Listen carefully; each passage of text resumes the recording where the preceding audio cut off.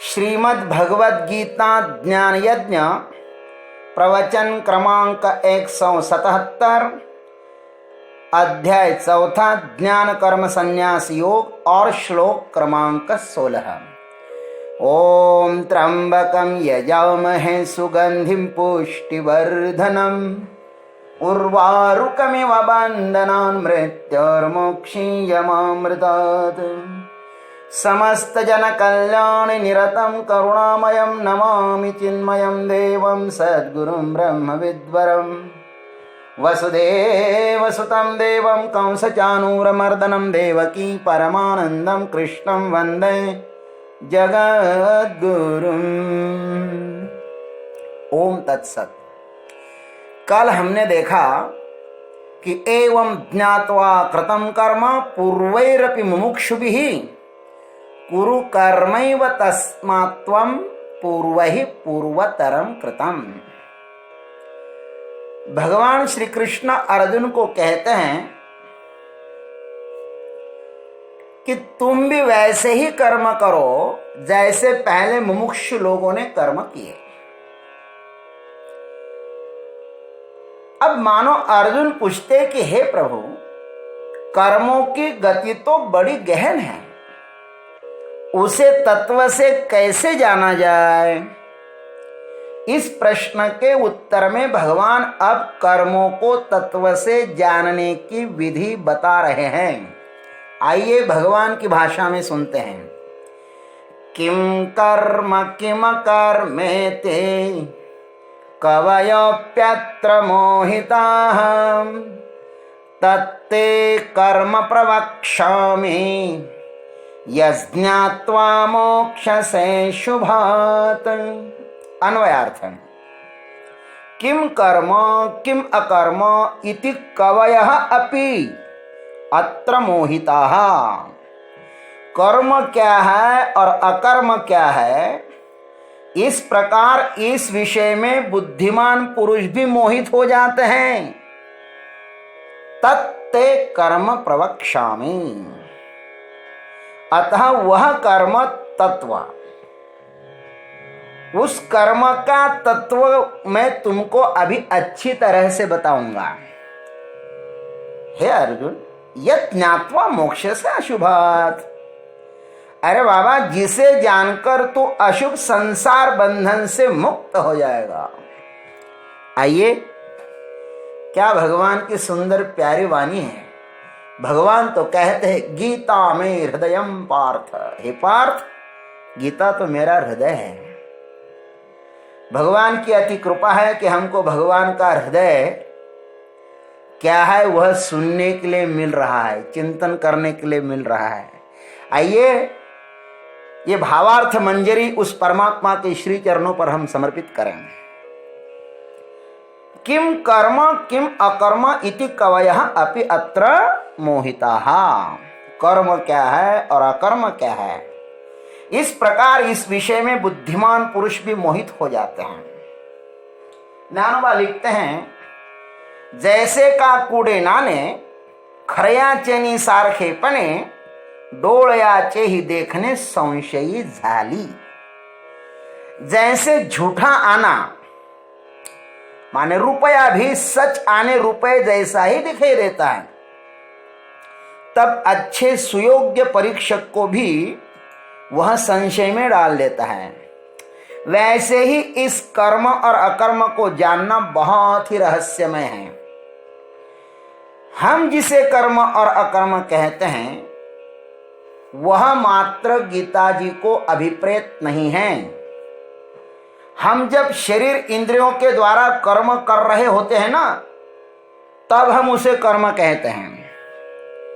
जब विश्राम में सोना बैठना आदि में होते हैं तो उसे हम व्यावहारिक भाषा में कर्म कहते हैं, और बेरोजगार होते हैं तो उसे अकर्म कहते हैं।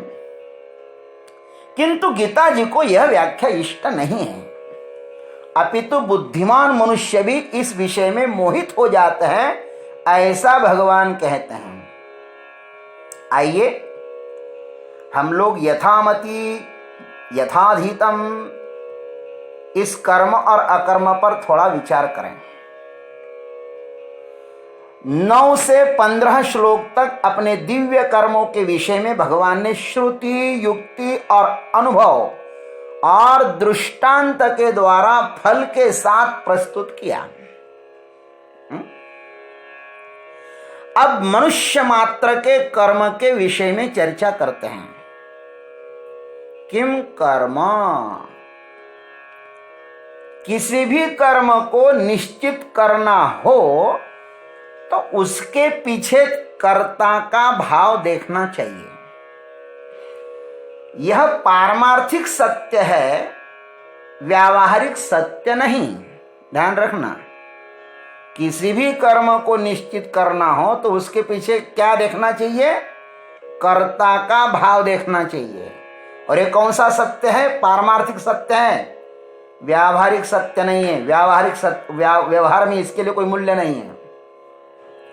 विश्व का कोई भी न्यायालय आपके भावों को देखकर आपको क्षमा नहीं करेगा। यदि आप किसी की हत्या करते हैं तो वहां तो कर्म को देखकर ही उसका फल निश्चित किया जाएगा। कौन सा कर्म भला है और कौन सा कर्म बुरा है, यह निश्चित करना कठिन है।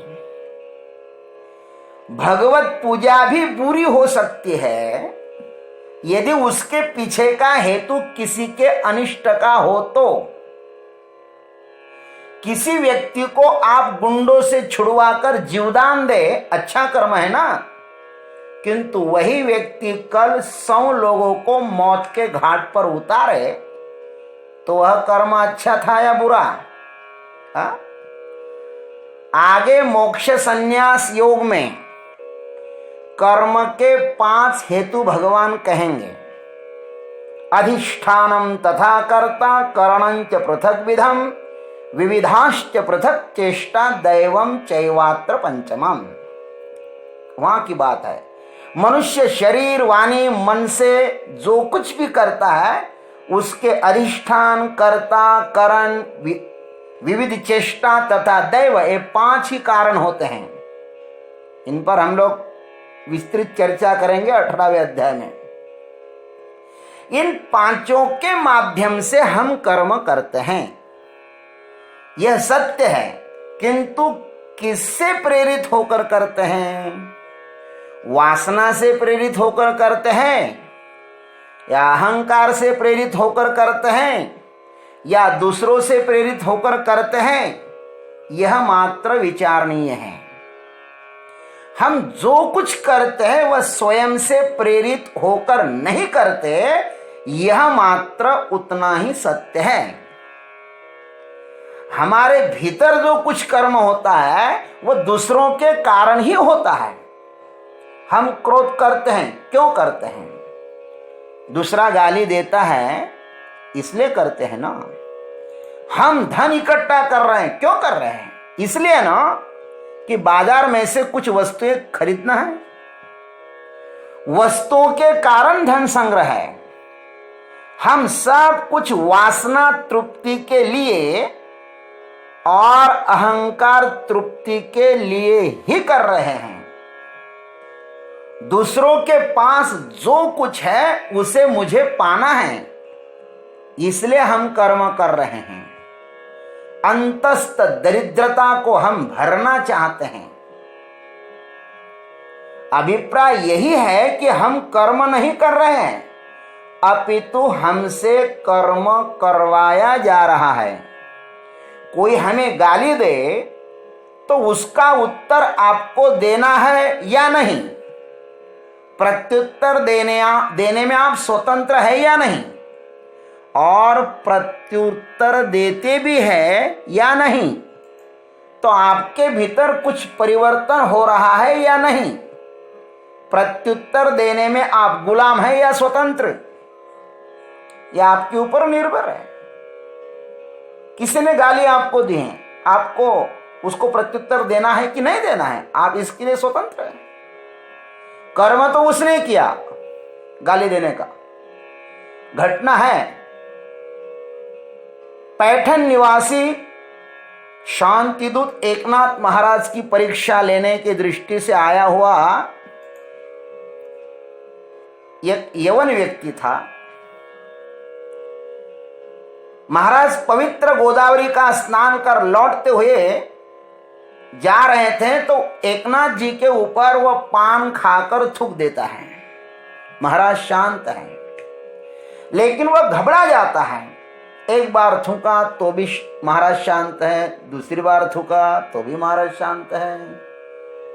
महाराज के भीतर शांति है, लेकिन उस यवन के भीतर अब अशांति पैदा होने लगी। वो घबराने लगा।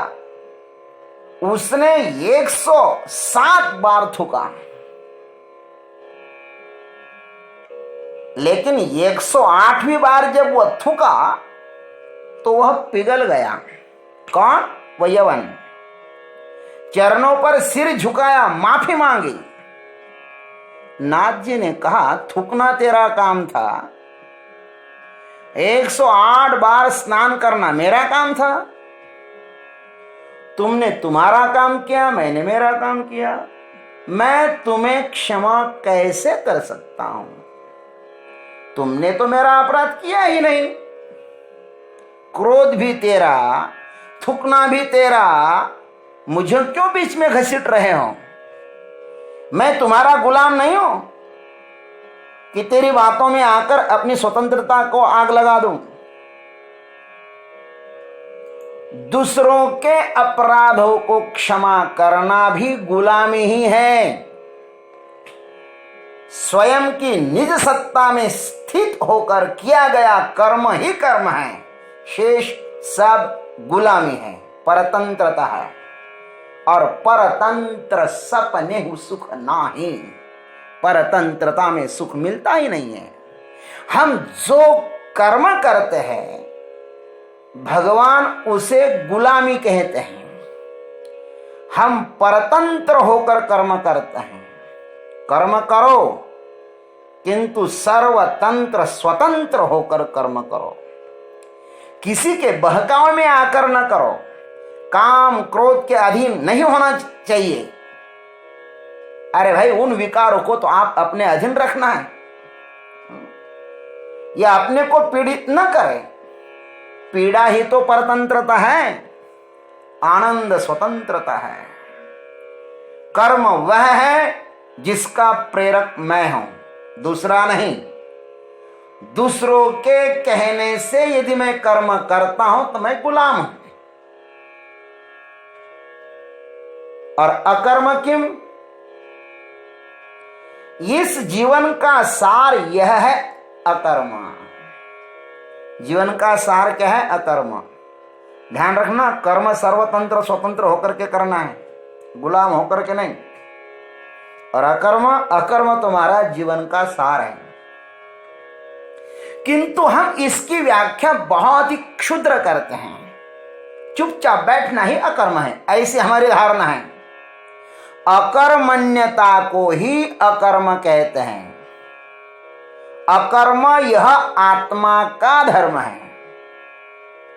अकर्म अंतस्थ गंतव्य की यात्रा है और कर्म बहिरस्थ गंतव्य की यात्रा है। अकर्म उस आत्म तत्व को भीतर ढूंढता है और कर्म बाहर खोजता है। वासना रहित किया गया निष्काम कर्म अकर्म ही है।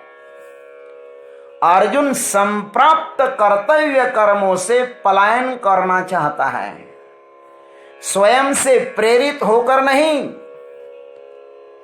महाविनाश के महान भय से अर्जुन पलायन करना चाहता है।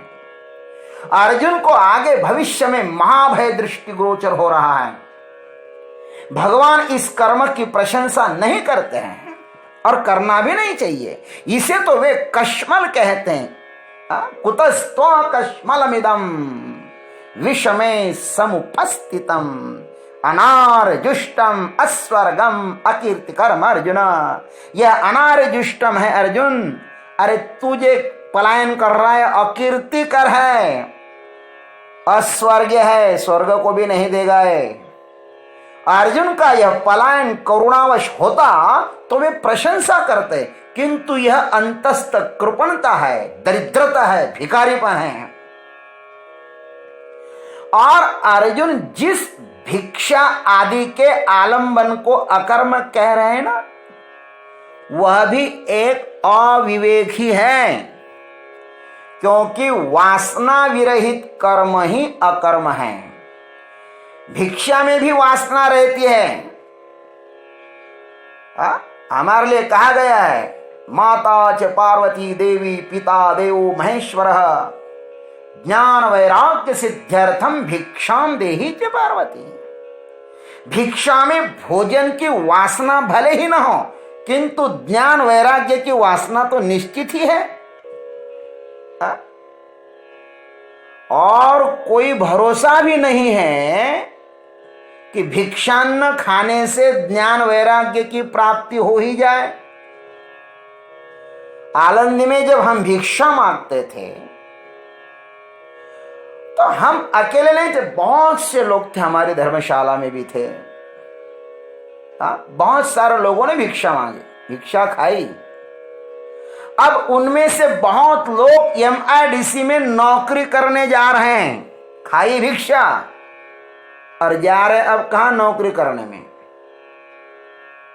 भिक्षा खाने से ज्ञान मिलेगा ही, इसका भी कोई भरोसा नहीं है। इस कर्म और अकर्म को जो साधक यथार्थ जानता है, वह संसार रूप अशुभ बंधन से मुक्त हो जाता है। हे अर्जुन, तुम मुक्ति चाहते हो ना, अतः तुम्हें मैं इन दोनों के संबंध को बताऊंगा। तत्ते कर्म प्रवक्ष्यामि यज्ञात्वा मोक्ष से अशुभात्। जिसे जानकर तू अशुभ संसार बंधन से मुक्त हो जाएगा। वासना युक्त कर्म मनुष्य को बांधते हैं।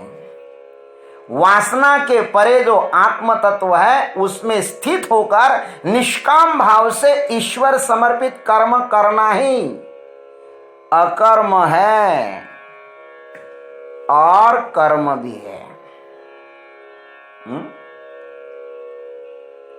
वासना से परे जो आत्म तत्व है ना, उसमें स्थित होकर निष्काम भाव से ईश्वर समर्पित करना ही अकर्म भी है और कर्म भी है। इस प्रकार किया गया निष्काम कर्म ही पानी पर खींची गई लकीर के सदृश हो जाता है।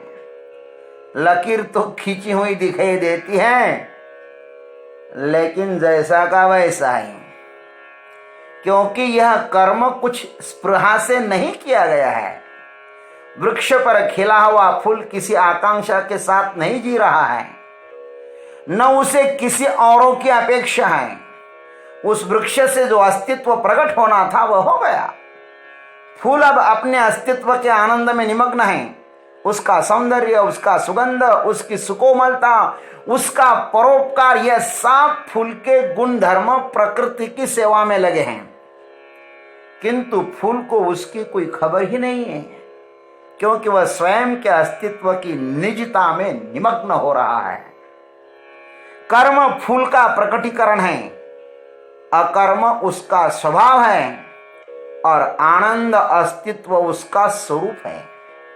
ठीक वैसे ही कर्म हमसे होवे, अकर्म को हम जाने और निजानंद को हम भोगे, तो ही हमारी इस अशुभ संसार से छुट्टी हो सकती है। फूलों से तुम हंसना सीखो, फूलों से तुम हंसना सीखो, भंवरों से तुम गाना, सूरज की किरणों से सीखो तुम जागना और जगाना। ओम तत्सत। आज इतना है। जय गुरुदेव, जय जगदीश्वर, जय जय महाकाल।